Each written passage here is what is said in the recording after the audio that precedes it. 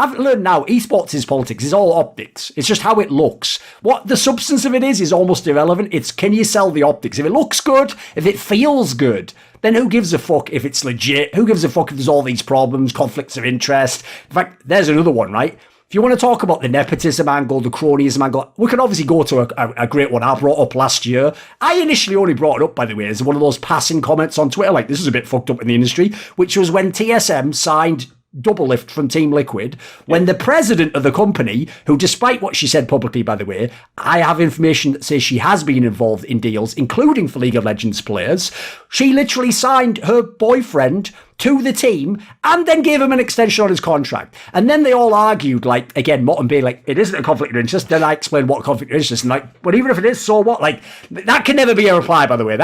There's no fallback of so what. Like, that doesn't exist. But I've noticed, by the way, that's why I say the optics angle is kind of a bit of a black pill on this topic, because really, even if something is a conflict of interest, a lot of people don't seem to care in this industry. Like, I don't get the vibe that most, even the ones who understand what it means, a lot of them are just sort of like, yeah, whatever. Like, how else would we do it? That's kind of the vibe I'm getting from the industry.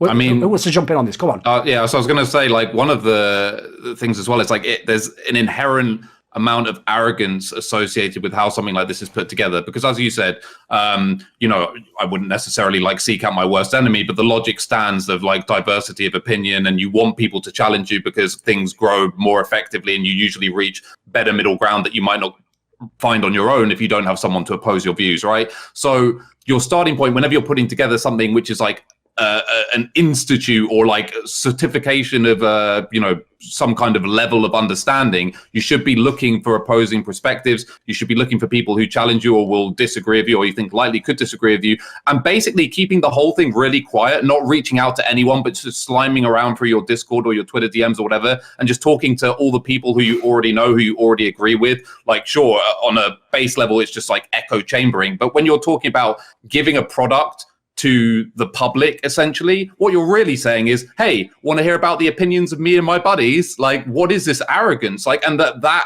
the extrapolation of that is obviously that not only are me and my buddies the coolest people around, and you should listen to us wax lyrical about esports, but our opinions are the only things you actually need to know about esports anyway. Like, we've got it sussed. We've actually figured out esports. Like, it's solved, don't worry, and we're going to sell it to you. Like, at no point did they ever reach out, like, publicly or otherwise, to my knowledge, with people who had any kind of discerning opinions or who weren't just involved in their own little echo chamber. And to me, that's just arrogance beyond belief, that you think that you and your friends basically have solved esports and now you're going to sell it at a premium to the public.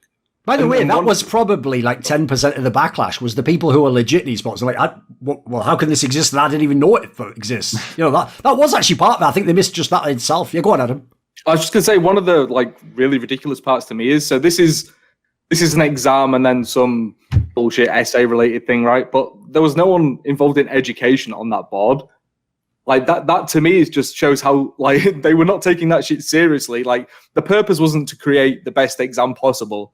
The purpose was for them to make money, right? And for them to have some element of control. Like, and that's a very easy thing to grasp. And I saw basically no one talk about that, but, like, there was no one in comms on that to even help them on the board, even to even help them perhaps frame things properly. But I do know they were working with a PR agency who, a couple of the employees were former Jens Hilger employees. And even then, like, miscommunication was a huge part of it. So, like, they weren't even telling what exactly the shape the product was taking to some of the advisors. I can't speak for all of them. I haven't spoken to all 42. But you know what I mean? Like, even then, it's not even a proper echo chamber because they're not sharing what the fuck they're thinking about and what they're going to do. And then they didn't even have people who would bring any actual value, in my opinion, on like an exam involved in such echo chambers. So, like, it was just ridiculous to me. Like, no communication as to who put together the exam. Did the advisors all help on that? Like, it was literally a shit show from beginning to end, of course, which was only like between 24 and 48 hours. I think we knew what, or I believe, this is my belief at least, as to what the real goal of this was. And I think, as I said, I think there's precedence for this with people like Bryce who have already tried to gatekeep other areas of the industry anyway. But for the other people, many of which, I mean, so for example, you know, Thorin, you said you looked at some of the names and you were disappointed. You think some of those people are legit. Me personally, it was two groups. It was people I didn't know enough about really to judge, and the other ones I wasn't remotely surprised to see. And the sort of connection I've made there in my head, at least, is that this is actually more about shortcuts in their own career. And what I mean by that is, again, for the uninitiated in esports, if I'm talking to a player or whoever, like let's say I'm an org owner, or let's say I work for ESL and I'm trying to get teams to sign up for events, whatever it is, I can just point to this thing, which again has been very deliberately branded to look super official and almost like this state-run, state-approved nonsense, and say, you can trust me. I'm part of this panel. And I think on an individual level, that was actually the primary motivating factor. Whether or not these people were paid ahead of time, blah, blah, blah, whatever. Actually, honestly, that never really factored into my reasoning, other than it being sort of a nasty taste in the water, the fact that obviously they're gatekeeping at a price point as well, which is even worse. But I think more so it was about pulling the wool further over people's eyes, or at least giving themselves a leg up when it comes to negotiating with TOs, with players, in whichever field they are, even on the journalistic level, that, wait, what do you mean you don't want to talk to me? Trust me, I'm legit. Look, I'm a part of this. And to me, that was, I believe at least, that was the primary motivating reason why these people signed up. Right, one of the ways I thought we could do this, because obviously we can go a million angles, is maybe we each, like, when we're making a point, we pick an anecdote. Again, you don't have to name the person if you want. If you want to name a person, that's up to you. It's your head. Like, basically, that's how I'm going to do it. So I thought, like, over the years, there's been many, many cases, and it kind of, like, it gives you all the examples of the relationships, and hopefully it'll show fans at the end, like, as I say, the term riddled wasn't used for hyperbole.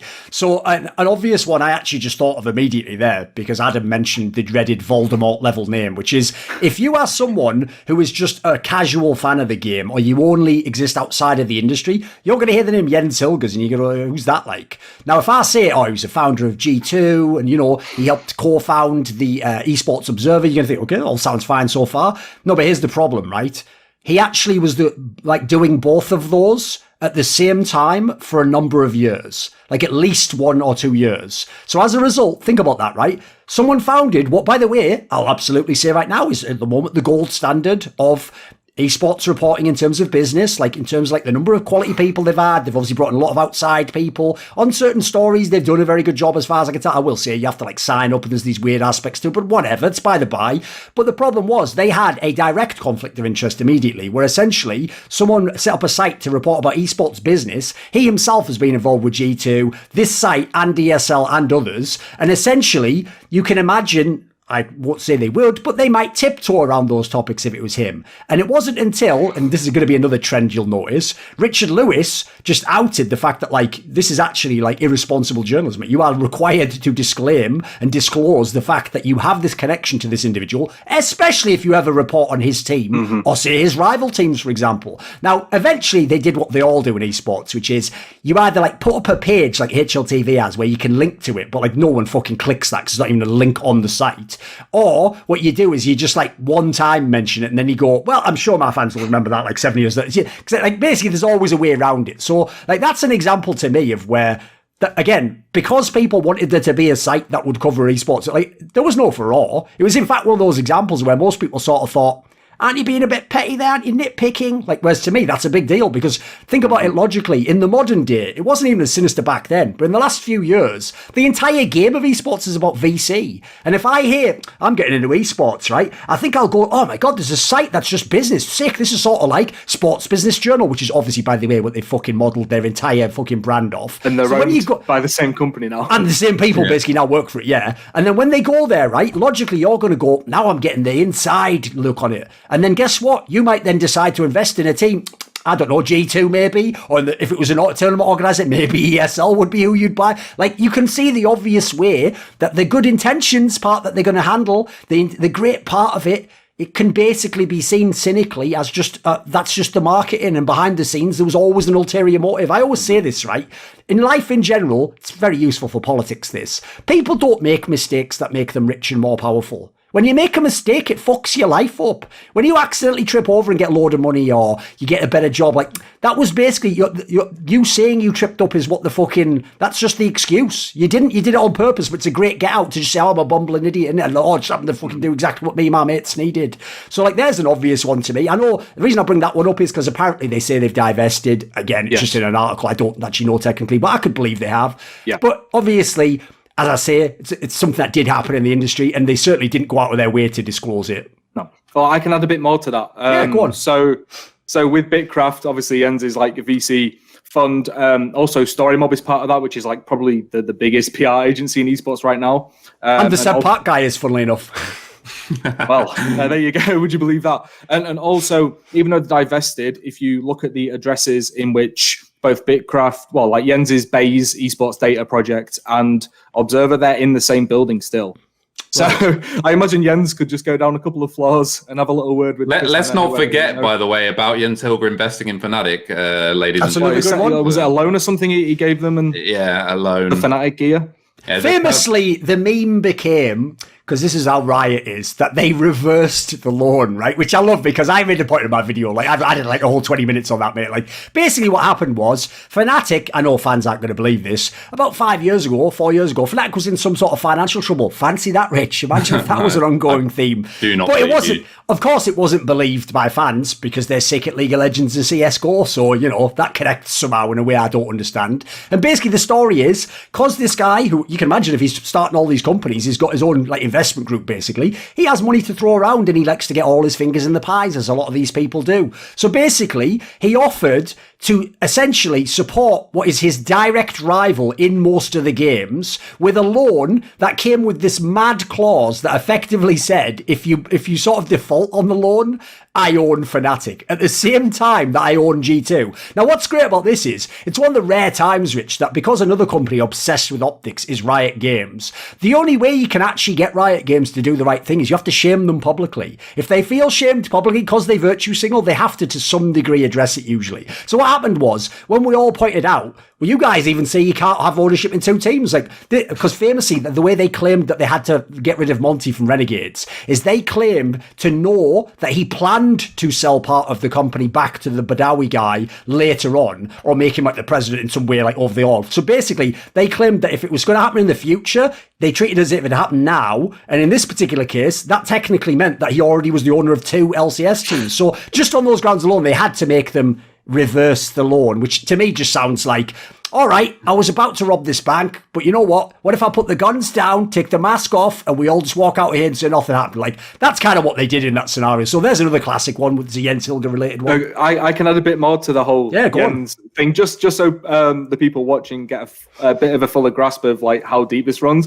And obviously it goes much further than what we're just discussing here. But like, so Bitcraft is his fund, but I'm 99% sure Axiomatic is like the biggest contributor to that. And Axiomatic is a company that has invested in Team Liquid, and I believe the Golden State Warriors are involved in Axiomatic, and then obviously they operate Golden Guardians. So then they've got Team Liquid and Golden Guardians, and I think they invest in Epic Games, which obviously operates Fortnite. Reasonable.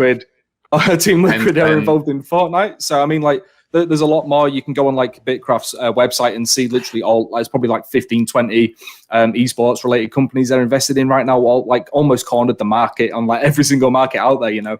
But yeah, even goes back to like Team Liquid and Golden Guardians if you want to look into it far enough.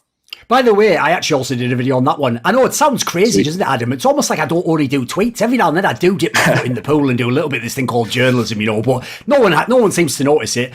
Because as actually one of the main editors of ESPN told me to my face, you're really more of a content creator, he said, as he then just set fucking, I don't know, Jacob Wolf to do a Call of Duty story or something, you know, like, it's always nice to hear from the newer people in the industry. By the way, that particular individual was just a staff writer when I was on Gamers, but that's just the way the industry works, isn't it? But anyway, I'll just point out again the way Riot deals with conflict of interest and basically like ridiculous scenarios like this. So on the case you're talking about, I believe there was even a third team that off the top of my head, I can't remember, might even have been Cloud9 or something. And basically, it was like technically, as you say, like 2 people from Golden State Warriors. They were involved, one directly with Golden Guardians, then one through this investment group in Team Liquid, and then there was a third one, I think it might have been someone like that, they were also involved with. So there was this mad incestuous 3-way. When Riot found out about that, this is even more mad in the context of what I said before about not having multiple ownerships. They didn't even say, reverse the loan or bad news, you're fired from the league, Monte Cristo. What they said was, and this is mental, we're going to give you 1 year to divest. And this was the first year of franchising, by the way.